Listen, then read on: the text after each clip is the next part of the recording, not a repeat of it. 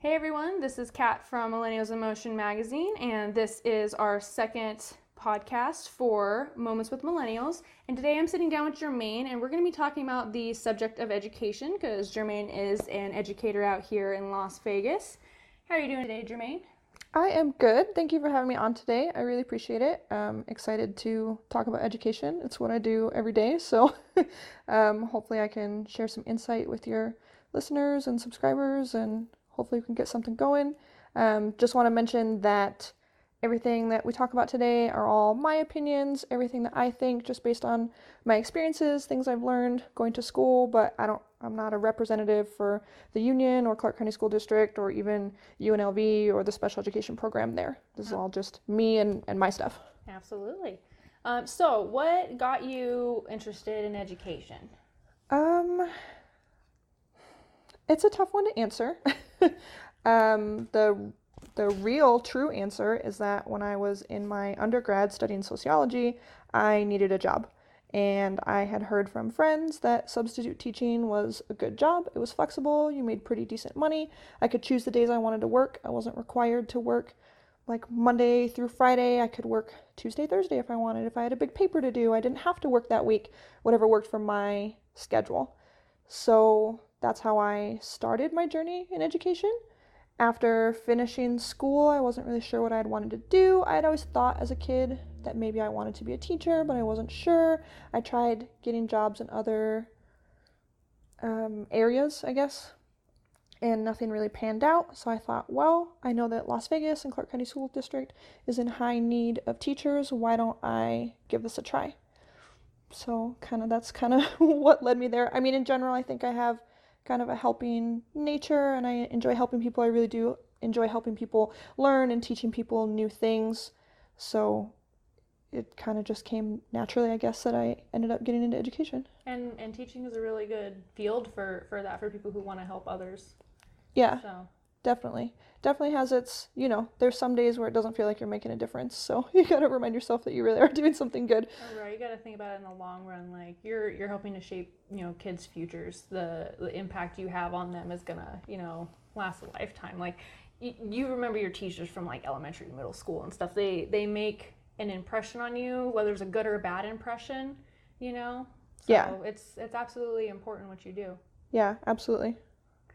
So what area are you focused on in education specifically? I know you work in special education. Mm-hmm. Is there like a subset of that, or is it like, the broad spectrum of special education? Like, Okay. I work as what they call a generalist. So that means that I work mostly with students who have learning disabilities, or kind of our disabilities that we see a lot of. I don't work with children with intellectual disabilities. I don't usually work with some of the ones that you don't see as often. So I work in what we call a resource position, where students, since I'm at the elementary school level, students have a general education teacher, and then through their IEP, or their individualized education plan program, we specify a certain number of minutes per week that they come to me for intensive small group instruction. So I help focus on the skills that they have or the areas that they have deficits in to hopefully help them in their general education classes to be successful. oh, that's awesome. I had no idea that's how one of the ways that it was set up. Mm-hmm. Yeah, so I also had no idea until I got into the world of special education. And I think the way that it's portrayed in the media and other places is you really think that it's just a room full of kids kind of shoved in the back of the school. I think media is starting to change now, which is really awesome, but a lot of older representations of special education are just these kids in a room that are kind of shoved in the back. Nobody really talks to them.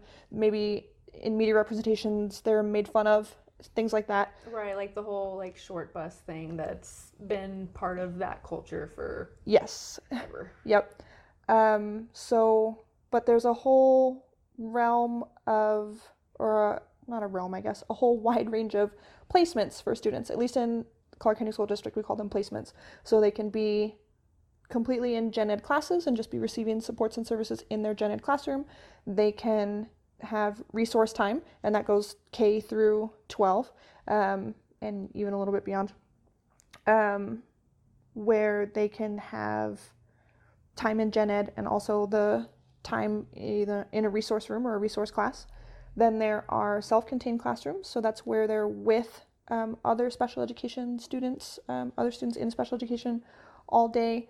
And I mean, all the way down to like what we call homebound, which a lot of times is used for students who are medically fragile, where they, for whatever reason, can't go to school, and so a teacher like goes to their house. Oh, okay. So it's a whole big, wide range of stuff. There's special schools, like hospital placements if need be, things like that.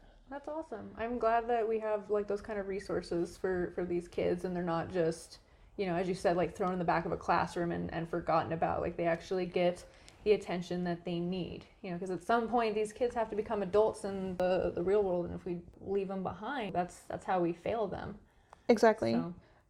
From throughout what I've learned just being in special education and attending the special education master's program at UNLV, I've learned a lot about how it's changed over the last even just decade, and has become more inclusive, and we're trying to bring more awareness to students with disabilities and ways that we can help them, so we don't have those, like you said, old pictures of just kids in the back of a room, or kids that people I don't want to say don't care about. I never want to imply that nobody cared about kids, but they're like underrepresented.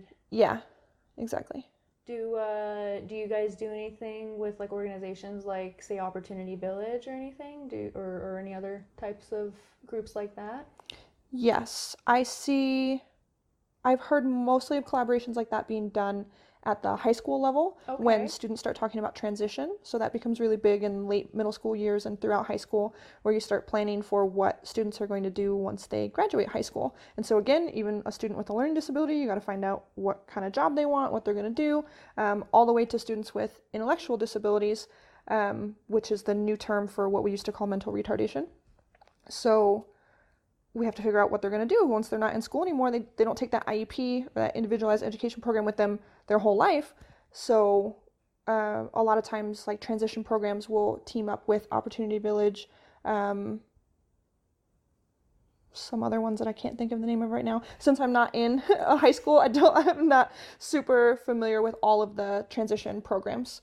I'm learning about them currently while in school, but it's not in my everyday usage. But yes, they do team up with a lot of those programs, mostly for vocational things, job things, but some community partnerships as well, just to get kids. Again, it seems that we see it more for the kids with intellectual disabilities and things like that, to get them out in the community and doing things just like going to the grocery store and learning how to shop, or going to a restaurant and learning how to order at a restaurant, things like that. That's amazing. I'm glad that we have those for them. What else has been your experience so far in your field? A lot of paperwork. I think that comes with any teaching job, but that's something that I've heard even from teachers who were in general education and then moved into special education, is that there's just a lot of paperwork, and I don't want to say that it's intense paperwork, but they're legal documents. You know, we're not lawyers, but once something is written into an IEP, that is now law, essentially. That's what you have to provide for that student, and you can't change it just because you don't want to or can't provide it. Right. What you write in is the service you have to provide. It's a contract, basically. Yes. So there's quite a bit riding on it, I guess.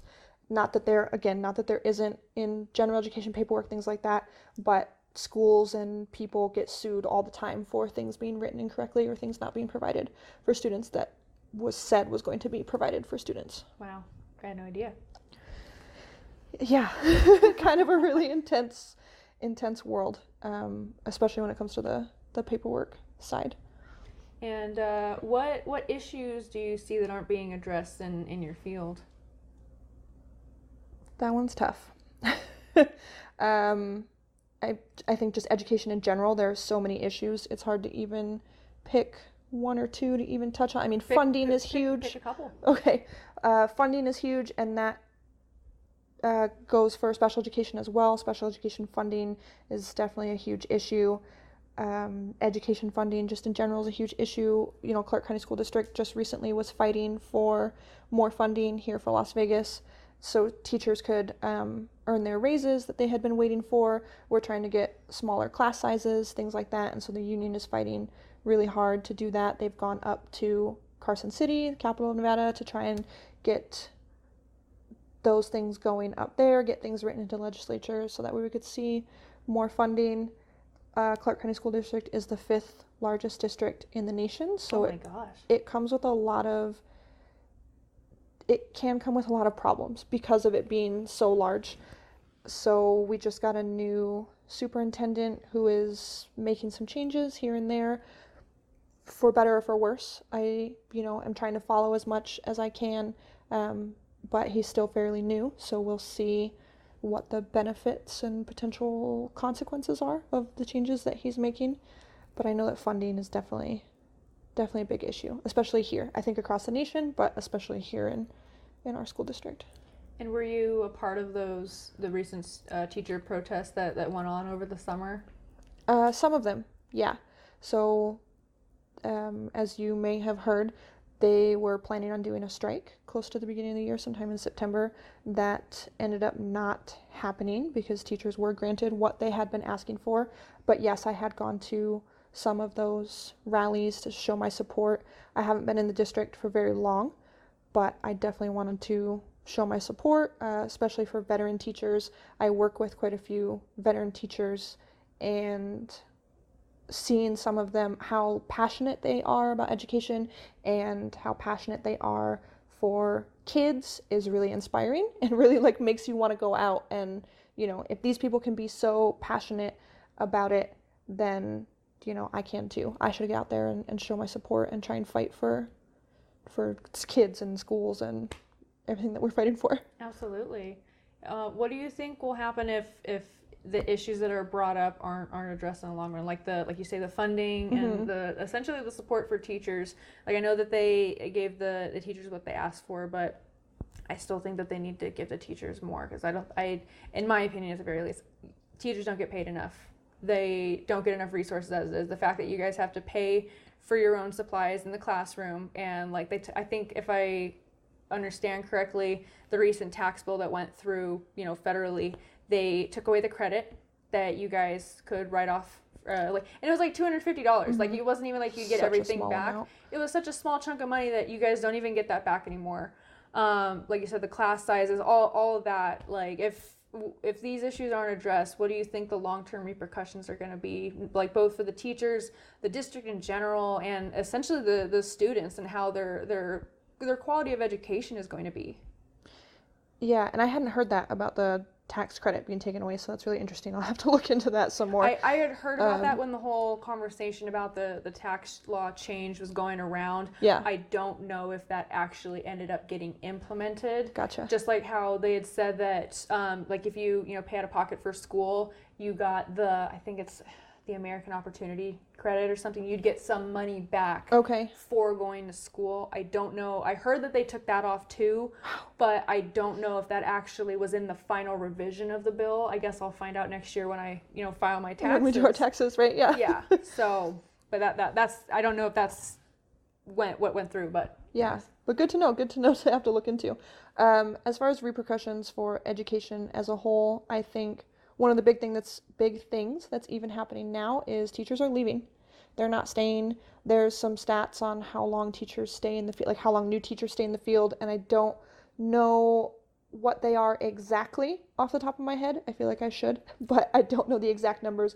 But it's something after 3 to 5 years, I don't know, 50% of new teachers leave, or it could be higher. And is that leaving, say, the school or the city they're in teaching, or is that leaving the entire field? Leaving the profession. Wow. Yeah, it's higher for special education teachers. I wish I had those numbers, so I apologize on that. Maybe we can add a footnote or something on that. Yeah, if you have any resources or anything like that, please send them to me. Okay, yeah, absolutely.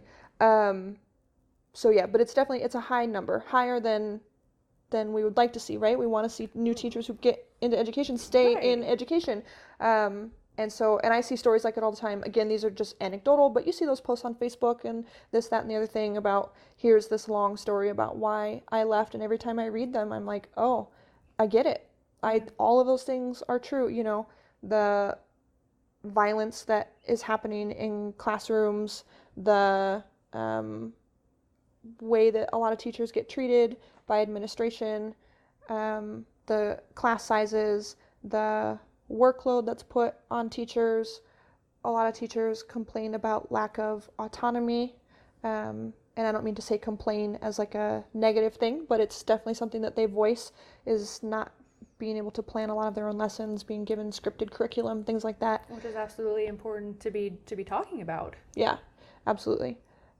And so, yeah, I think that's going to be the biggest concept. And if you don't have teachers in the field, you're not going to have This is going to lead to high quality education. Right. It's just going to lead to higher numbers of class sizes. You Yeah. know, now I think when I was in school, I don't remember there being more than maybe 25, maybe at most like maybe 30 kids. And I from what I've heard, some of these class sizes now are upwards of 50 kids. Yep. And 5th grade classrooms with 40 kids in them.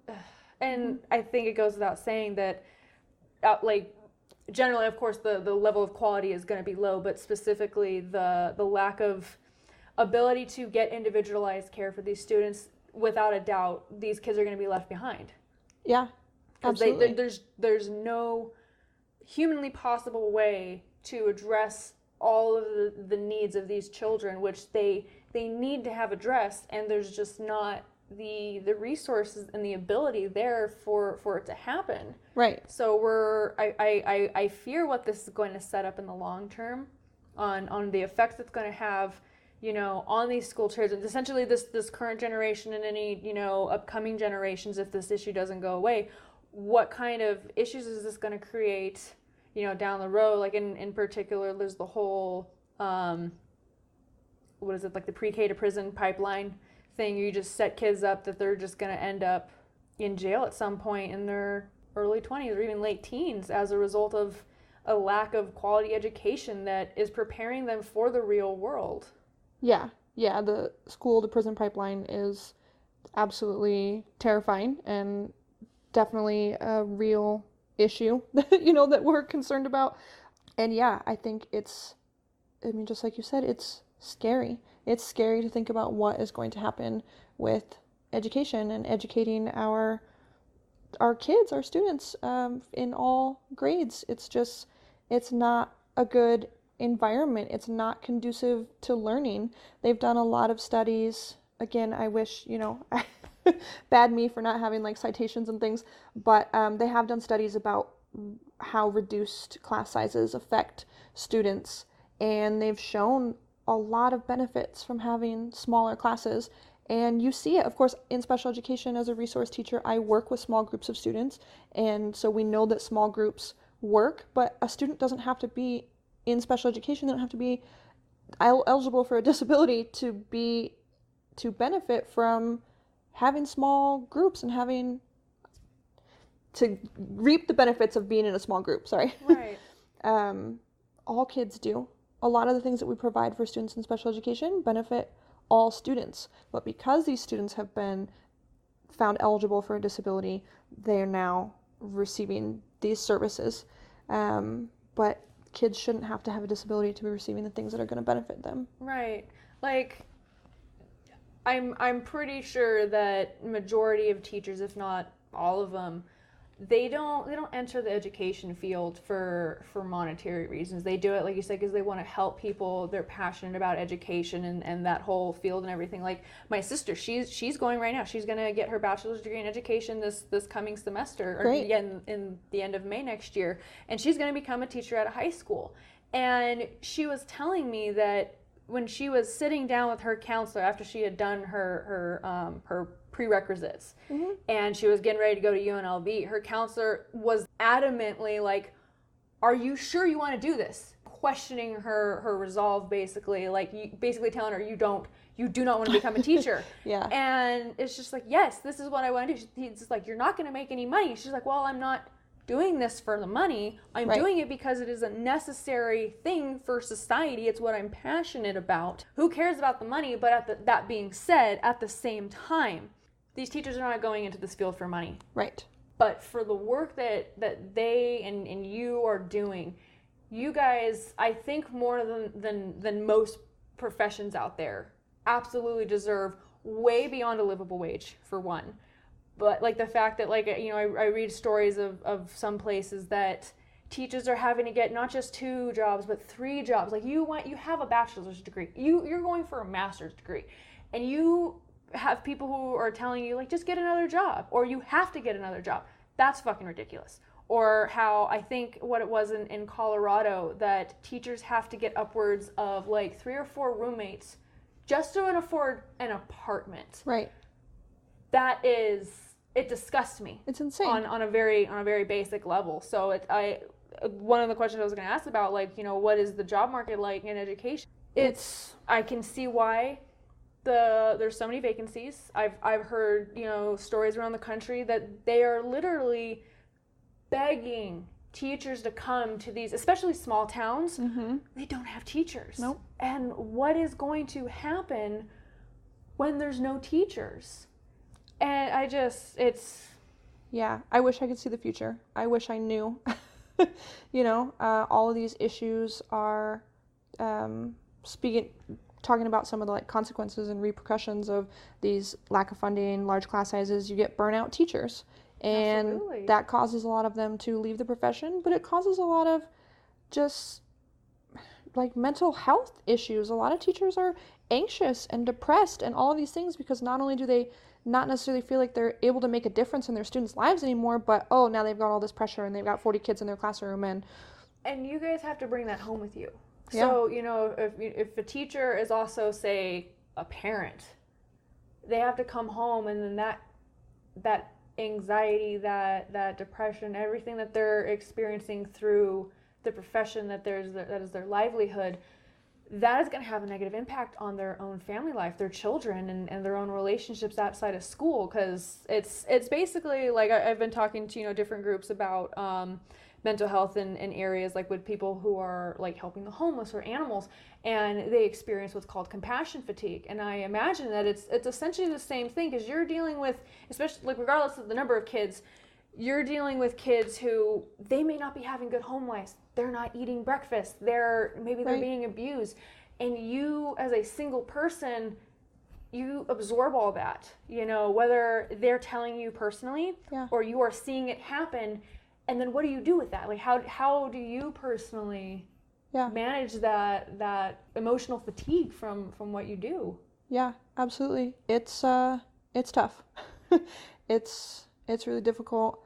And it's one of those professions, I've heard this sentiment from other teachers, and I've even said it myself, you know, you don't clock out from being a teacher like you do with other jobs. And that's not to say that other professions people aren't thinking about work when they're off the clock, but it really seems like with teachers, you never stop thinking about it. It's always on your mind. You're always thinking about that kid that told you they didn't eat breakfast, or they don't know if they're going to eat dinner when they go home, or the kid that you know is not at home with mom and dad that night, or whatever the issue is. You know, there's a multitude of issues that I could name. Right.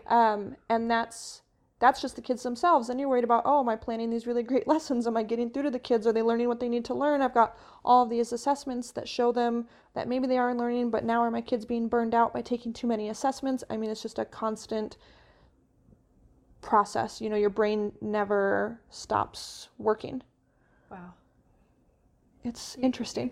You guys are superheroes. Yeah. I don't know how. I know, like, I personally, I don't think I would have the mental capacity to do what you guys do. Like, some days I wonder how I still have it. And yeah, going back to what you mentioned about teachers having to work multiple jobs, I mean, it makes me sick. I'm fortunate enough to not require a second job to be able to live and sustain myself, but that's not to say that I'm not struggling. You know, that's not to say that I have $1 million in the bank, because I definitely don't. right. But it really makes me sick when I hear about teachers who have to do all that just to support their families or just to make ends meet, because the way that people talk about teachers, or seemingly, right, is it's kind of a prestigious job. People look at you highly. You kind of have to hold yourself to a different standard when people find out that you're a teacher, because they see teachers in a certain light. But in reality, it's not always that way. People may say one thing, but their actions are speaking. It's like a very surface level support. Like, yes. They say that they appreciate you, your profession, the work that teachers do, but when it comes down to supporting teachers, supporting schools, fighting for you guys, you know, like where's that support? Right. Yeah. And sometimes it feels like it's not there. I'm sure it is, you know, I can't like speak on it too much, but it makes it feel like it's not there. No, it's like during the recent, you know, protests, I feel like I saw more students talking about it than I saw like parents and adults. Mm-hmm. Like I remember I was watching Philip DeFranco, and he talked about the CCSD protests because a girl out here used TikTok as a platform to be like, guys, we need to get out and support our teachers. This is bullshit. Right. You know, she went out, she did a whole video on it. So I really appreciated the I want to say tenacity of these young kids, their ability to use social media as a tool, because, you know, he's out in California and he follows stuff from all over the country, you know, especially with the teacher protests. But the fact that got him talking about the protest out here, like here, you know, the Clark County School District, and I was just like, oh, that's my area, right, that's us. Know? Let's hear what he's got to say. Yeah. And it's because this girl out here, who's a student out here, used her voice and used her platform to raise awareness, and it went viral. Yeah. And I think that really, really helped. And I just think I love that these kids are so passionate, and they see you guys. Yeah. And they acknowledge that you guys have been handed such a shit hand. Yeah. And they're like, we're not gonna stand by it and let this, you know, happen. Right. Because they're affected by it too, and they see the way it affects you guys on a daily basis. You know, you guys form these relationships with these kids. Yeah, and it's almost sad to hear that it's kids that have to go out and fight for their own educations, in a sense, you know? They are being affected by it. They're seeing how their teachers are being affected by it. They're then affected by their teachers being affected by it, kind of thing. It's a circular thing. Yeah. They recognize the relationship of everything. Right. They're I think so it's smart. I love these kids. It's so good. Yeah, I'm so like inspired by their passion and their desire to do it, but it just makes me sad that like they're the ones seemingly that have to do it. Yeah. Like in a kind of like off-topic sense, like the whole like the student like climate strike, like the fact that I feel like our generation was very like started being very adamant about, you know, fighting against climate change. Yeah. But these kids, the things that they're doing, their awareness and their dedication to it I feel like it blows our generation out of the water. Yeah. You know, like the whole thing that like essentially like that got started with Greta Thunberg. Mm-hmm. She's sitting in front of her parliament building. Right. Her whole concept, like, what is the point of me going to school and getting an education and learning about science when our own leaders are refusing to listen to scientists? Right, or rejecting it. Exactly. And two, why are you guys telling us to go to school and get an education so we can have this bright future when right now our future looks very shitty? Right. That's an understatement, you know? And she started a whole movement, and she got all of these kids all over the world to participate in these walkouts to protest climate change. And they are very on top of that. And I love seeing that energy. It gives me hope. Yes. Because I see how they are hyper aware of their future right now. That they see the repercussions of this inaction. And their involvement in that, and then their involvement in education as a whole, it's just... Yeah, it's really awesome to see young kids be so passionate. They still have that passion. They still have that hope, you know, that they can use. Yes, but at the same time, it's just like I watch these kids, I watch Greta, mm-hmm. and I can see, like, these kids are bearing the weight of the world on their shoulders. They really are. And like when I see her speak, like everyone went on in particular like was like, you know, making fun of Greta when she spoke at the UN, and she's just like, how dare you? And they're like making memes and making fun of her and saying this little girl is screaming at us and blah blah. It's just like, do you guys not understand that she's 16 years old? You guys are having her come up and speak to the UN about this stuff, and her whole entire thing is why aren't you listening to these scientists? Right. You know? So in relating her into the whole point I'm trying to make is the fact that I love how into everything these kids are and how passionate they are, but I see them doing these things and I see the emotional toil that it is taking on them. Their mental health is in such, I want to say, disarray, almost like danger right now. You see them. Like when the climate protests happened like a month or so ago, I saw this one, my sister sent me this one picture of the kids. I don't know if they were out here or if it was somewhere else. And they've really adopted our whole, like, I almost want to say, like, pessimistic, you know, like, sure. Oh, kill me Cynicism, sort of thing. Yeah, it's like, oh, kill me sort of, you know, mentality thing. This kid had a sign that said, I may want to die, but the planet doesn't. And it's just like, oh, my heart, bless these children. It's almost comical, but at the same time, it's just like, damn. Yeah. It's comical because it's true. Yeah, and we find that solace in the humor. The humor allows us to break down these barriers of these serious issues. But it's like I saw that picture and I was just like, man, these poor fucking kids. Yeah, it's really, it's really sad to think about what they're thinking about, because when we were kids, climate change was brought up. I learned about the rainforests and things like that when I was a kid. We had a very surface level education, but we were mildly aware of the impacts of everything on the environment. Yeah. But I think it was also taught to us in a way that, oh, we have time to fix things, or the adults will fix things. And now it's like, now we're the adults. Right. The other adults still haven't fixed things, and they're fighting us on fixing them. And it's just like we're like, you know, in between a rock and a hard place. Yeah, absolutely. And I feel like a lot of times, a lot of the stuff we learned about was all of these catastrophic things that could happen. Oh, this giant volcano could blow up, or this a meteor could hit the Earth. This horrible thing could happen. But everyone was kind of like, well, all right, yeah, but that's that'll happen, you know, in the future. Right, real small chance. The future's here now. Look at it, it's happening right now. Right, and with this thing that's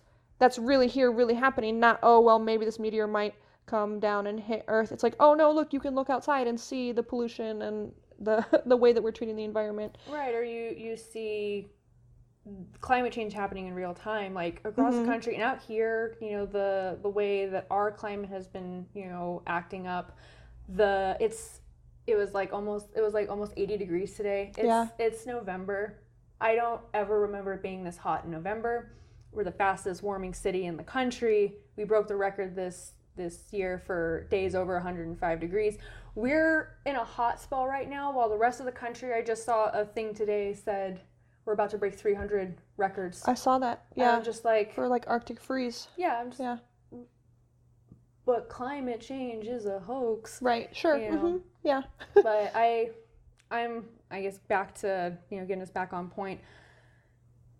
I love what these kids are doing. I'm just really sad that they have to suffer from it. Yeah. Because I don't remember being a kid in school experiencing these same kind of trials and tribulations that they have to go to. And I wanted to bring up another thing. You mentioned school violence.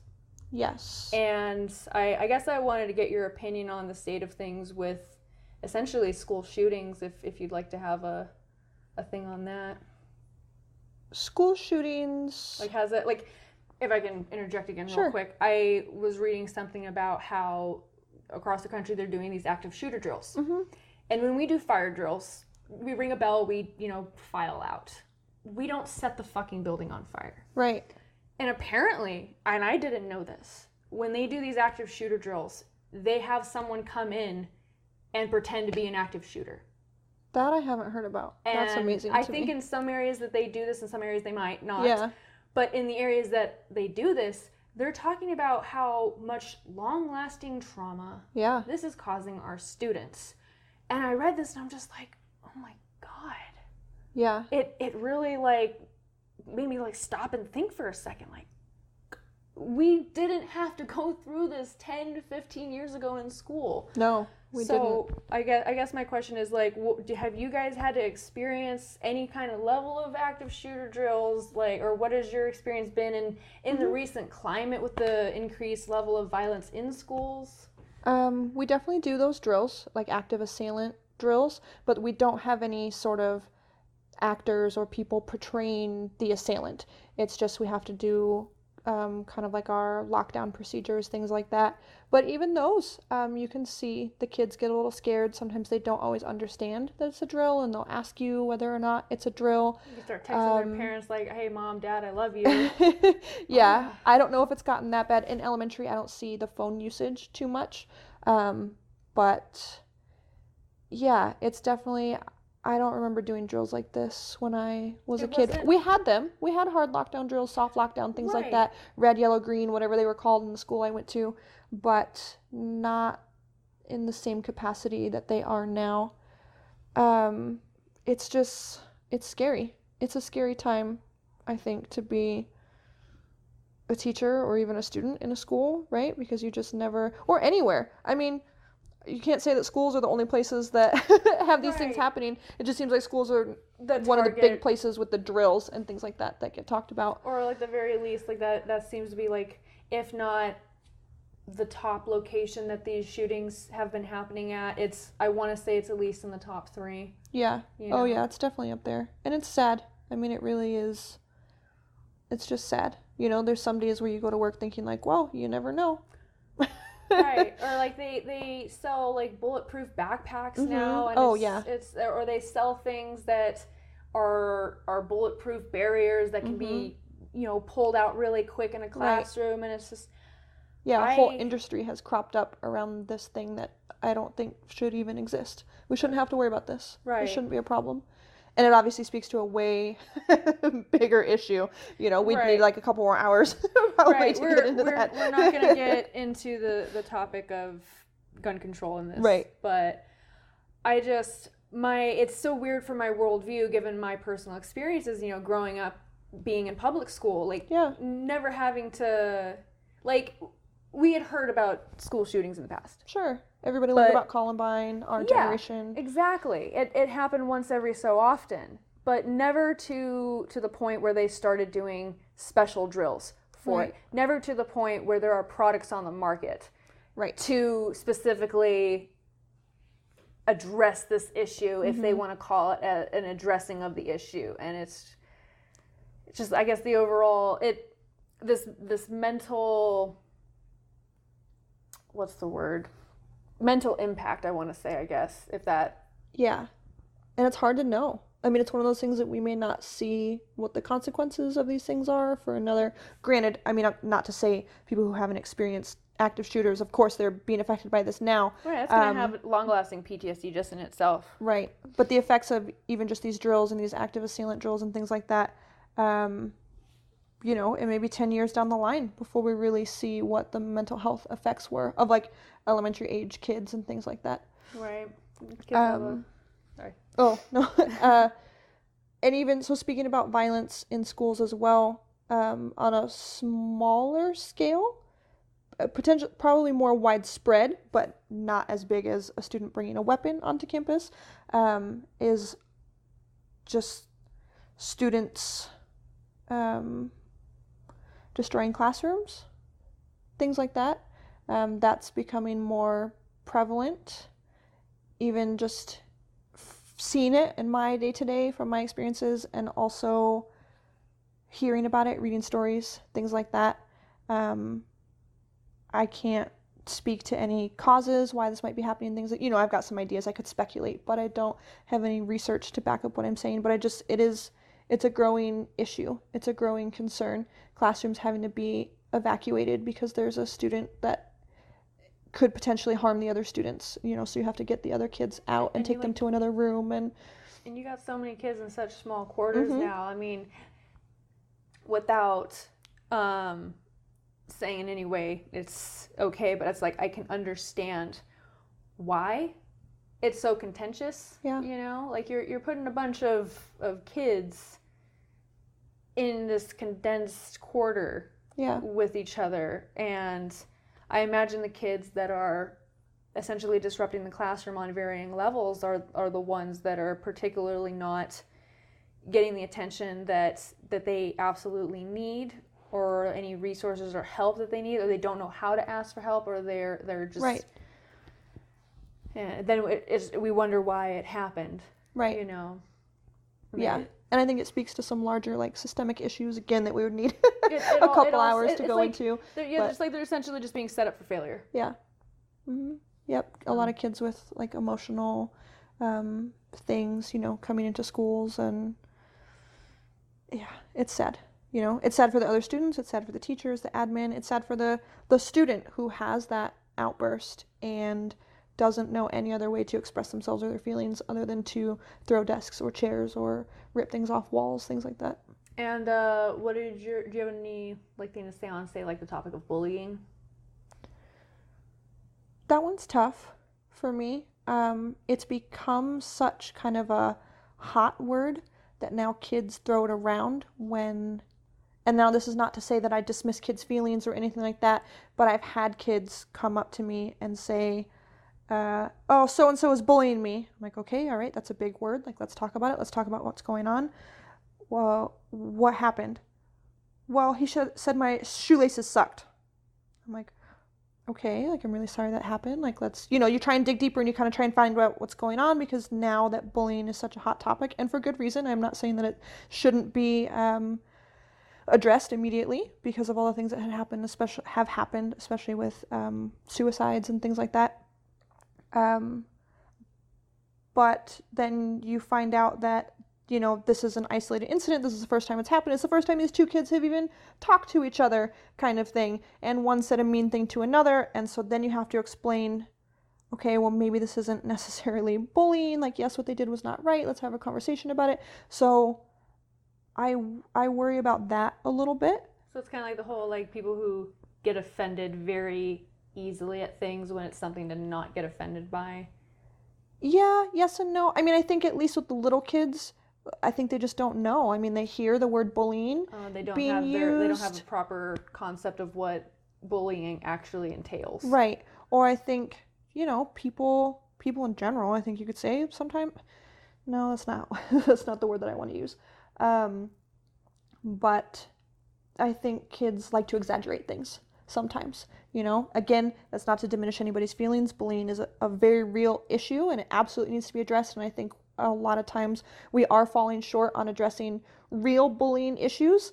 But I worry, because we're already falling short with bullying as an issue and resolving it, I feel like that's why it's so dangerous for the word to be thrown around the way that sometimes I hear it being thrown around. Kids just using it kind of whenever they feel like someone is being mean to them or something like that, and it kind of diminishes the value of the word maybe, and then people aren't always, you know, they're not jumping on those opportunities to look into instances because they're like, well, I don't know, the last time this kid said someone was bullying them, it turned out to be nothing. What could it really be this time? And then you find out there really is some cyberbullying thing going on or something deeper and greater, and it's hard, especially with cyber stuff, because you don't know. If it's something that happens at school, you can look into it, you can check cameras, you can talk to other kids, things like that. But if it's something happening on TikTok or Snapchat or any one of these platforms that kids are using to chat with each other, you don't always know unless somebody brings it to your attention. And even then, it's hard to get the evidence to back it up. What were you gonna say? Oh, I was gonna say they stopped taking it seriously. Basically, it's like, oh, you're crying wolf, and then you stop being, you know, taken seriously if and when it actually is a legitimate case of bullying. Yeah. And I don't know, you know, again, these are all just my opinions. A lot of this is just anecdotal. I don't know if this is really happening. I hope not. I hope this is just me, you know, just a few kids that I work with that I see kind of using this word and that kind of thing. And I have seen, you know, it seems like admin really is taking it seriously. At least here in Clark County School District, we've rolled out a lot of initiatives for what to do when a student really does report a bullying incident. But yeah, I am just a little worried about it being such a kind of like hot button word, just a word that kids are saying all the time. Yeah. So I guess moving on to the next topic. Sure. What are your goals and plans for yourself in this field? You know, you said you're going to get your master's degree in education. Do you plan to do something specific with that, or are you planning on staying essentially where you're at this point now, or? I would like to pursue even further education. I would like to pursue a PhD in special education, and really start studying and doing research in these areas, research students with disabilities. My big area of interest is the discipline of students with disabilities. It has been found in the research that students like African American, Hispanic students, Latina, Latinx, I don't know how are people saying that, are being found eligible for special education at higher rates than that of their white peers. And we already know that discipline in schools, like punitive discipline, is also usually applied to Black and brown kids more often than it is to white kids. Like very disproportionately. And yes. It's like that in the adult realm too. Yeah. Oh yeah. It's all over the place. So I'm really curious to see, how the discipline of these students with disabilities, especially when you throw their race into it and their gender and things like that, see what the disproportionality looks like. And there's a lot of research on that going on right now. A lot of research about which students are being found eligible for the category emotional disturbance, because there seems to be some things coming out about how that may be disproportionate as well. So yeah, those are my future plans, what I would like to do, which I know sometimes I get some flack from people about I'm another teacher who wants to leave the profession because I wouldn't be working in public school and K through 12 anymore.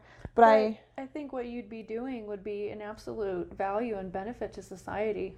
Yeah. Because you get to understand how and why things are happening the way they are, and then that allows the overall field to make adjustments to address the disparities that are within it. Yes, that is my hope, that I could then produce or help produce research that helps make changes, and also teach other teachers. I feel like I'd have a greater range of impact. Yeah. I love that. I can't wait to see you do that. Hopefully. Keep my fingers crossed. So I guess that would have brought me to my next question of, what's been some areas of concern for you personally. So I guess that essentially covers it. So piggybacking on that question, what are some areas of concern from other people that are in your field that you've either discussed with them or have heard about them discussing? Give me a second here. I'm trying to put this thought together. A lot of the same. I mean, I think a lot of us share a lot of the same sentiments about funding and things like that, class sizes, special education specifically. That one's tough. That one's more tough for me to touch on. I don't want to speak for anybody else or what I've heard from them, but yeah, I would say it's just a lot of the same issues. Worried about, too many kids being found eligible for special education, things like that, kind of like an overrepresentation. I know that's something that we talk about sometimes. So are these kids being like wrongly identified as needing special education, or is it something else? I hope not. But I think, sometimes the process for finding students eligible, we do the best we can, but I'm sure there's issues within that system, just like there's issues within any kind of system. So finding kids eligible, I think sometimes teachers, when they have a student who's not growing, that's not progressing, teachers get frustrated. We're in the profession because we want to help kids, we want to help them learn. And if it seems like a student is not learning or they're not retaining information, then sometimes, and this is not to speak for all gen ed teachers, I know they're not all this way, and even some of the ones who have said these things before, that doesn't mean that this is how they feel. But in their frustration, sometimes it's they want to push these kids towards referring them to special education, referring them to be evaluated to see if they have a disability.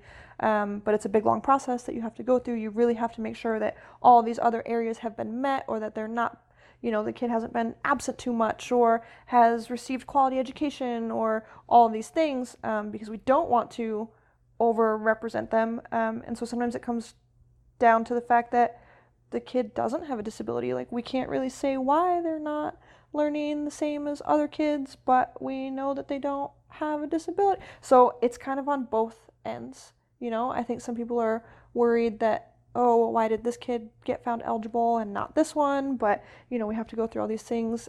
It's tough. A school psychologist might be able to speak on that one a little better than I can. For sure. What would your opinion be on education for all? Especially since it's such an expensive endeavor going to school, particularly like you personally, you're going for a master's, you mentioned about going for a PhD. So I guess on your end personally, and then also from what you may have gathered from other teachers, what would you say the consensus on having education for all be, where student loan debt is forgiven and higher education is more accessible and more affordable, if not free, or not? I hate using the word free because I know it's not free and everyone goes at you for when you use that word. So having education covered by our tax dollars specifically. Yeah. It's so hard for me to speak for other teachers. I mean, obviously I don't want to speak for anybody, but I've met such a wide range. I've met people with such a wide range of opinions on education and just in politics in general. So, I've met some people who are all for education for all, and I've met some teachers who are not. And so be it. That's their opinion, that's their prerogative. Fine. So I don't want to speak, I can't say oh, most teachers support it or most don't. I wish I knew. I don't. I figured it was going to be a bit of both.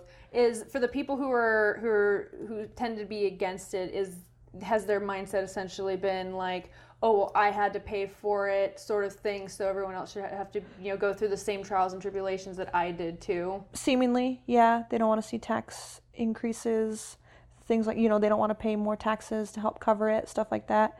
And it seems like a lot of times no amount of showing them, look, this is really only how much more you'd be paying, and look at all the benefit that we could do. It's not changing any opinions. Right. One thing that my mom told me that she thinks was a big factor in the shift of how everything has gone, say, in the history of the country, in the sense that when the, say, older people, particularly of the boomer generation, they got to live in this period of the country where if the college that they went to wasn't at least free, because there was a lot of colleges out here, particularly, community college, that was free. If they didn't have that experience, at the very least, their college cost was so low they could work not a job, but rather a part-time summer job, right, and be able to pay for a semester. And what she says that she had essentially saw happen was that this generation, the boomer generation, they were given these opportunities. They got this really cheap education. They got to be part of this really prosperous, economic upswing because of that ability to get education, get into these really good paying jobs, have this economic prosperity. And then what happened is that when their kids, essentially Gen X, when their kids grew up, finished school, finished college and all that, their whole mindset changed from you've probably heard the argument of some people who don't have children that are why should I have to have my taxes pay for public school for pre-K through 12 when I don't have any kids? It's just well, the argument could also be, wouldn't you also say that why should I have to pay for roads being built if I don't drive down this particular road, sort of? It's a bullshit argument, basically, is what I'm saying. So her whole thing was that their kids grew up and these parents decided, I don't want to pay for that. So before, when our taxes did to some extent fund education on a higher education level, they didn't want the money going to that anymore. So then it turned into this private sector thing where you have these essentially loan sharks preying on kids they're coming out of high school. Right. They've had next to no experience in finances, and it's just like I read something that was basically kind of put it into a perspective. If a kid who just walked out of high school goes to a car lot and tries to get a car or take out a loan, more often than not, unless their parent co-signs it or they actually have a job history and a credit history, right, they're gonna get laughed at. Yeah, exactly. The hell, I'm not gonna give you a $15,000, $20,000 loan for a car. I'm not giving you a loan for a business, anything like that. But these banks are giving upwards of tens of thousands, if not hundreds of thousands of dollars for student loans. Yeah. With ridiculous interest rates that everyone says, oh, you should read the fine print, you should read. yes and no. Sure. Yes, they should know what they're signing, but that being said, that is a two-way street. Yeah. These people who are loaning them money are not explaining Right. to these kids. They're not doing their due diligence. Yes. Yeah. Like, yes, the kids should know what they're signing, but they're still a kid. Right. They're still learning. Yeah, like, you can't put all that blame on these kids. And not to mention the fact, again, education used to be affordable. Right. Yeah, the increases in higher education costs are just It's astronomical. Yep. It's, my goodness. Yeah. Yeah, it's not just that, the prices went up as Inflation went up. No, I mean, they have exponentially increased compared to wages and other things. Yeah. And it's gross because it puts a huge barrier on people going to school. Yeah, I was thinking about how, with how expensive things are, I like, forward thinking. What is the state of essentially the country as a whole going to be in the next couple decades? Where so for instance, I read this article. There was this woman who was going to be a doctor, going to school to be a doctor, mm-hmm. and she was talking about her experience, going to school and being around all these other people going to school to be a doctor. Coming to find out, because especially in the medical profession, you expected if you were going to school to be a doctor, even just a basic doctor, pediatrician, yeah. but a base level of medical expertise, not a profession that is specialized, mm-hmm. not a brain surgeon or a cardiologist, someone who specifically works on one particular area of the body. Right. These professions, you expect they make a decent amount of money. They Yeah. obviously put a lot of money into going to school for that. Right. And this woman in the article that I was reading was talking about how she found out that within her profession that she was going to be a doctor for, she was not going to be able to pay off her student loans. Wow. And talking about how she saw an increase of people who she was essentially going to school with in her profession, yeah. that were going to be a general doctor, and then realized the same realization that she did, yeah. that I'm not even going to be able to pay this damn thing off. What's right. the point of being a general doctor when I could specialize and make exactly so much more? Exactly. So her whole thing is, what's going to happen when no one becomes a pediatrician anymore? When no one becomes a general doctor? And reading that and then thinking on like the larger scale of things, like, we're talking about teachers leaving the profession. Right. What is going to happen when we run out of professionals in whatever industry, right. medical, education, whatever the case is? Trades now are running out of people. Exactly. It kind of scares me. Yeah. Because I don't know what's going to happen down the road if, because of the way we've set up the economies of scale, if I'm using that term correctly for this particular point, what's going to happen when it no longer incentivizes people to become professionals, right. or to enter fields of profession that are the most necessary for our basic blocks of society. Right. What happens when people don't become scientists anymore? Right. Because the cost that they would incur is too great, so they decide not to do it. Exactly. It's terrifying. It's terrifying to think of a world where people choose not to do these jobs because they can't afford to do them. It doesn't make sense. It should be, you should be thinking about how much you're going to make once you get into these things, not have to worry about how much debt you're going to be in once you're done learning how to do it. Right. Like, we're going to have an oversaturation of certain fields, mm-hmm. and a lack of people who are going to be able to fill these other things. Yeah. And then what's going to happen to those oversaturated fields? They're going to collapse too. Yep. We like accountants and people in financing and market and economies, those are absolutely important. Yeah. But when someone looks at a list of things on a graph that this profession makes this median, mm-hmm. salary, and this one makes this median salary, and they're trying to figure out, well, what's going to make me the most money? What's going to have the biggest return on this investment I'm making for my education?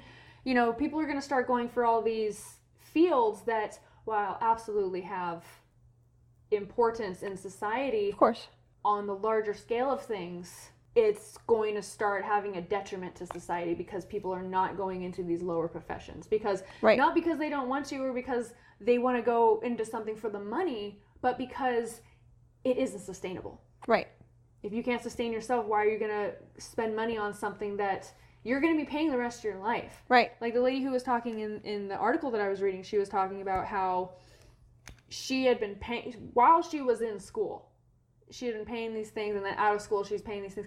And she still owes essentially the same amount of money. Yeah, because of all the awful interest and... Yes. Yeah. And I don't know how that can be legal. Right. Yeah, why are we strapping these people with so much debt just to get an education? Something that's drilled into you from very, very young, that an education is important and that you should go to college and you should do these things and everybody should be a doctor or a lawyer or, you know, whatever the big three. Yeah, doctor, lawyer, teacher are like the big three that every kid wants to be, right? Or an astronaut or a firefighter or a policeman, whatever. But yet once kids figure out, oh, it's going to cost me, you know, $200,000 to become a lawyer. And then I'm going to be paying that loan off the rest of my life, and I'm never going to pay that interest off. Like, I understand if you take a loan out, you pay interest. Yeah, of course. That's a given. Sure.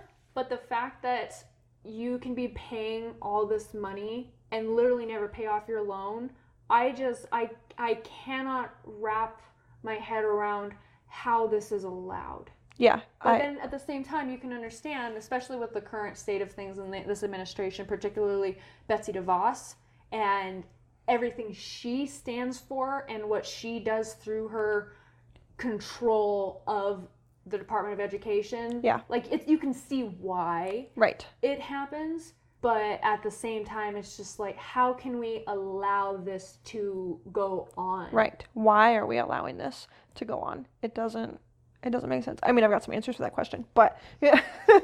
Right. Yeah. No, but I'm glad we touched on that, because I definitely wanted to talk about that big factor and everything, especially when you mentioned that you wanted to go for a master's degree, because how do you want to talk about how much money, or at least mention how much money that's gonna cost to give a figurehead about what you're doing? I'm taking out loans to do it, and I get my loans through FAFSA, the federal federal assistance, I don't remember what it stands for. And I've applied for some scholarships, but did not get any. I didn't go for any grants because I'm doing a master's of education, not a master's of science. So I'm not doing like research. The master's of education is a little more, at least the way that it's designed at the school I'm at, it seems to be a little more like practice based, you know, like let's give you things that you can put into practice in the classroom like right away. So I'm sure there were grants that I could have gotten, but I didn't look into them. And a lot of those grants then require a number of years of service, like once you receive your degree. And because I wanted to go on to pursue higher education, more education, I'm already in higher education, I didn't want to be locked into then like a certain 3 to 5 years of having to be a teacher. So with the money that I'm taking out, it will cost me probably about $20,000 by the time I'm done. I've taken out a little bit extra each semester to make sure that I could cover textbooks. I wanted to have a laptop so that way I could be, you know, working remotely and not have to be kind of like stuck at home, things like that. But each semester costs, you know, like $3,000 or $4,000. Right. So, you know, it's not like it would be much under that 20 grand line. Right. Well, I mean, at least it's not like, you know, some of these degrees, they cost like upwards of $1,000. I would have expected that a master's program would cost more than $20,000, which in itself is a lot of money. Right. But I'm at the very least glad that it's it sounds like a fairly manageable amount of debt. Right. But then, you know, stack it onto the undergrad debt that I've already got, you know, then it's... Okay, so then overall, there's how more. much, when you leave school, how much, overall will you have spent on your master's and then, like, say, your PhD? PhD, I hope to find a program that's fully funded. Okay. So that way, you know, like tuition and things like that are covered. That was like the big piece of advice that I've gotten from everybody that I've ever talked to about a PhD is don't pay for it if you can avoid it, because there's enough programs out there with funding that they can often provide that. But as far as like undergrad plus this master's, it'll probably be around the 50 mark by the time everything is all said and done. Again, I could have done it a little smarter. You know, I know that looking back, I could have taken a little bit less, didn't need to take as much as I did each semester, things like that.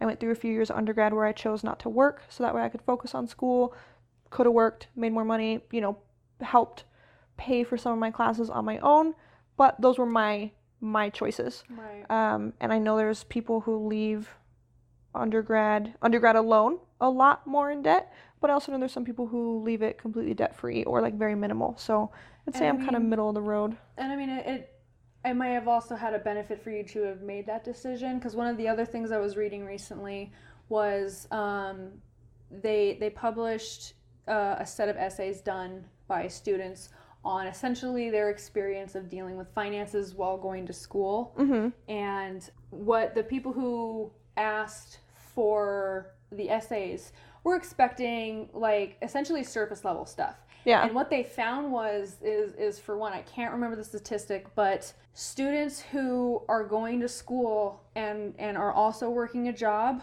are going to be more likely to get lower grades, which in a long-term perspective, that will affect their ability to get grants and scholarships. Right. That will affect their ability to get into later programs. So it's like, on one hand, they want to do like what you were saying, where you want to minimize the amount of debt you have. Right. So that you also make sure that you are able to sustain yourself while you're going to school. Right.